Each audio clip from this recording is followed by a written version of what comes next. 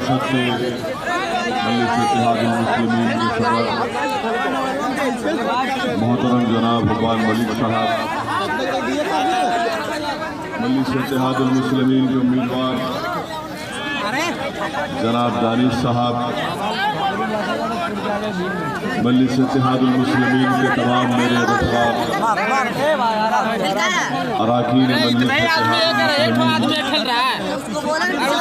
नहीं है। वलीमुद्दीन अंसारी की बेवा, वो तबरेज की वो हमारी बेटी बेवा तुमसे पुकार पुकार कर कह रही है कि है कोई झारखंड की सरजमीन पर जो मेरे मरने वाले पति के इंसाफ के लिए लड़ेगा। तो हमारे हुब्बान मलिक वहां पर गए, उनको हमदर्दी की और उनका साथ देने का वादा किया। मेरे अजीज दोस्तों और बुजुर्गों, मैं आपसे अपील करने आया हूं कि मजलूम का साथ देना ये हमारी जिम्मेदारी है। और जमहूरियत तो उसी वक्त कामयाब होती है जब मजलूमों को इंसाफ मिलेगा, जब कमजोरों को मजबूत बनाया जाएगा, जब महिलाओं की इज्जत की निगाहों से देखा जाएगा, जब मासूम बच्चों की तालीम के लिए स्कूल बनाए जाएंगे, जब नौजवानों के लिए यूनिवर्सिटी बनाई जाएगी, जब नौजवानों को रोजगार मिलेगा।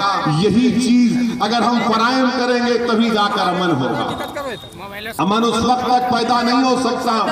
आप लाख पुकार पुकार कर कह लो अमन अमन अमन अमन, उस वक्त होगा जब हकदार को उसका हक मिलेगा, तभी जाकर दुनिया और तमाम दुनिया के हिस्सों में अमन पैदा हो सकता है। मुझे अफसोस के साथ ये भी कहना पड़ता है कि आप जानते हैं कि सन 2000 में जो यहाँ पर वाकया हुआ था बोलवा घाटी में, नरसंहार हुआ था, कितने लोग मारे गए, उसमें किससे इंसाफ हुआ बताओ आप? फायरिंग हुई, मर गए, किससे इंसाफ हुआ? फिर आप जानते हैं कि ईद के दिन 2001 में भी फायरिंग हुई थी। कौन थे चीफ मिनिस्टर? कभी पूछो इनसे जो आज जेवीएम के उम्मीदवार हैं कि सर ये तो बता दो कि इस नरसंहार और ईद के दिन जब पुलिस फायरिंग हुई थी कितनों से आपने इंसाफ किया? आप हमारा वोट हासिल करने के लिए आ रहे हैं, मगर वो मरने वालों की जबानों को जो खामोश कर दिया गया, जिसकी आंखें बंद हो गई हैं, जो आज कब्रिस्तानों में सो रहे हैं, आज वो पुकार पुकार कर हमसे सवाल भी कर रहे हैं कि बताओ हमारे मारने वालों का क्या हुआ? क्या हमारी मौत हमारे इंसाफ का खात्मा कर देगी? मेरे अजीज दोस्तों और बुजुर्गों, अजीब बात है कि कल सीसाई असेंबली हल्के में पुलिस फायरिंग हुई, बूथ नंबर 36 में पुलिस फायरिंग हुई, मोहम्मद गिलानी की उसमें मौत हो गई। मोहम्मद गिलानी की मौत हो गई, 28 साल का मोहम्मद गिलानी।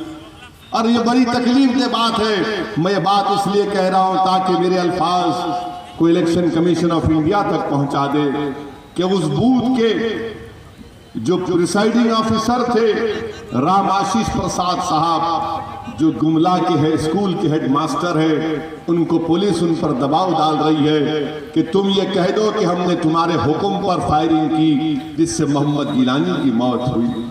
बताइए आप, एक हेडमास्टर को रोक के रख दिया गया है। हम इलेक्शन कमीशन ऑफ इंडिया से मुतालबा करते हैं कि राम आशीष प्रसाद साहब को फौरन पुलिस जो रोक कर रखी है वहां की उससे रिहा करवाया जाए और पुलिस पर election commission of India action ले कि आखिर क्यों मोहम्मद गिलानी को गोली मारकर शहीद कर दिया गया? 28 साल का गिलानी वोट डालने गया था। मेरे भाई बताओ आप, हर चीज पर हमारा नाम लिखा है, कमजोरों का नाम लिखा है, अक़लियतों का नाम लिखा है, आदिवासियों का नाम लिखा है, दलितों का नाम लिखा है। आखिर इन कमजोर तबकात के लिए कौन उठकर आवाज उठाएगा? क्या हिंदुस्तान की जमहूरियत सिर्फ दौलतमंदों की जमहूरियत बनकर रह जाएगी? क्या हिंदुस्तान की जमहूरियत सिर्फ आलाजाद के ताकतवर लोगों की जमहूरियत बनकर रह जाएगी? और फिर मौत के परवाने जब आएंगे तो क्या फिर हमारा नाम लिखा जाएगा उस पर? मेरे अजीज दोस्तों और बुजुर्गों, इन चीजों पर आपको गौर करना है। इस विधानसभा में अगर आप तरक्की करवाना चाहते हैं, विकास देखना चाहते हैं, एक नया दौर देखना चाहते हैं, एक ऐसा विधायक आप देखना चाहते हैं तो झारखंड के असेंबली में जाकर तुम्हारी आवाज बनेगा, तुम्हारी तकलीफ को समझेगा और जिसकी आवाज पर झारखंड की असेंबली के दौर दीवार हिल जाएंगे। तो मुझे पूरा यकीन है कि आप अपना वोट यहाँ पर दानिश साहब के हक में इस्तेमाल करिए। हम हर जगह से सुनते हैं कि कई जगह पर लोग हम मुझसे कहते हैं कि असदुद्दीन ओवैसी, अगर तुम्हारी पार्टी मजलिस इत्तेहादुल मुस्लिमीन के अगर 3-4 MLA जीत भी जाएंगे तो तुम क्या कर सकोगे? क्या 2-3 अगर जीतते हैं तो क्या कर पाओगे?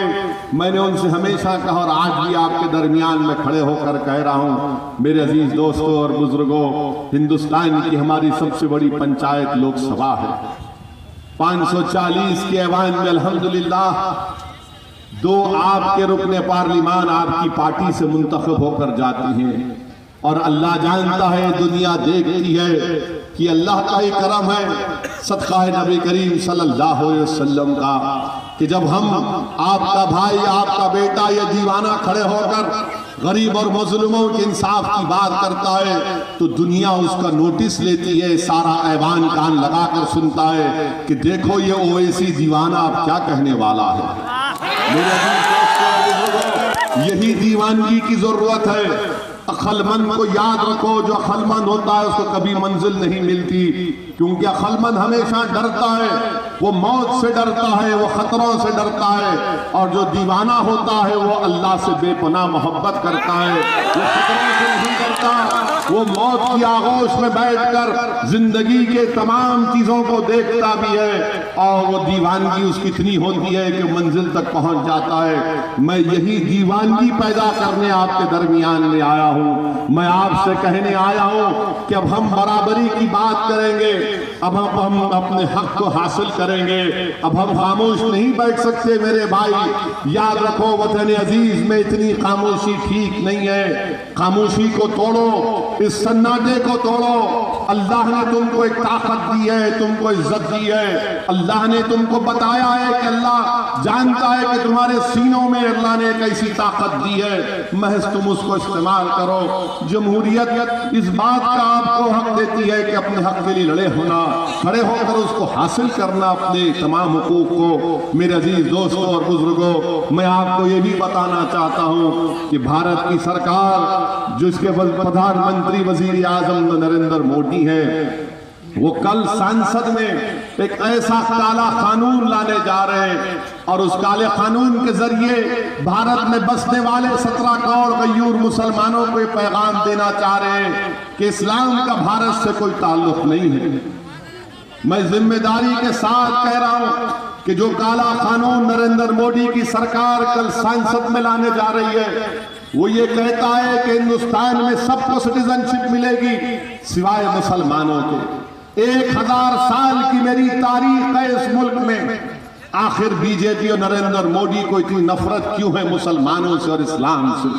सबको सिटीजनशिप देंगे, हमारे हिंदू भाइयों को देंगे, ईसाई भाइयों को देंगे, सिख भाइयों को देंगे, बौद्ध मजहब के भाइयों को देंगे, मगर अगर किसी को नहीं देंगे तो मुसलमानों को नहीं देंगे। बताओ आप, 17 करोड़ मुसलमानों को नरेंद्र मोदी की हुकूमत ये पैगाम दे रही है, क्या इस्लाम का कोई ताल्लुक नहीं है इस भारत से? है ना? ये कुतुब मीनार क्या मेरी आबो अजदाद ने नहीं बनाया? क्या ताजमहल मेरे आबो अजदाद ने नहीं बनाया? क्या ये दिल्ली का लाल किला मेरे आबो अजदाद की निशानी नहीं है? क्या चप्पे चप्पे पर हिंदुस्तान में मेरे आबो अजदाद की निशानी है? बताओ, आज तुम ये कह रहे हो कि इस्लाम का इस भारत से कोई ताल्लुक नहीं है, और सबको सिटीजनशिप दोगे और किसी को नहीं दोगे तो मुसलमान को नहीं दोगे। ये काम आज हमारे मुल्क में हो रहा है। ये कानून पास करने के बाद पूरे मुल्क में एनआरसी लाएंगे, और जिसके पास कागज नहीं होगा, कागज की बुनियाद पर उससे कहा जाएगा कि तू भारत का शहरी नहीं। मेरे अजीज दोस्तों और बुजुर्गों, हमारी तबाही और बर्बादी के मंसूबे बनाए जा रहे हैं। हमको स्टेटलेस बनाए लेने की पूरी कॉन्स्पिरेसी की जा रही है। इसके खिलाफ कहीं से आवाज नहीं आती। अगर कोई इसके खिलाफ सदाए एहतजाज बुलंद करती है तो मजलिस इत्तेहादुल मुस्लिमीन बुलंद करती है। मेरे अजीज दोस्तों और बुजुर्गों, ऐसे पुराशूब दौर में मैं आपसे गुजारिश करने आया हूं, बल्कि तमाम मजलूम आवाम से गुजारिश करने आया हूं, तमाम कमजोरों से गुजारिश करने आया हूं कि एक हो जाओ, मुत्तहिद हो जाओ। अगर तुम एक हो जाओगे, मुत्तहिद हो जाओगे, तो जो दुनिया तुमको कल तक कमजोर और मजलूम समझती थी, अगर तुम एक जगह जमा हो जाओगे तो वही तुम्हारी ताकत होगी। वही तुमको ताकतवर बनाएगा। और आपसे अपील करता हूं कि अपना एक और दानिश साहब के हक में इस्तेमाल करिए। पतंग के निशान पर बटन दबाकर इन तमाम जो मंसूबे बनाए जा रहे हैं उसके खिलाफ एक पैगाम दीजिए और अपनी पार्टी को कामयाब और कामरान करिए। मैं फिर से आपका शुक्रिया अदा करता हूं कि आपने अपना कीमती वक्त निकाल कर यहाँ पर तशरीफ लाए। अस्सलाम वालेकुम व रहमतुल्लाहि व बरकातहू।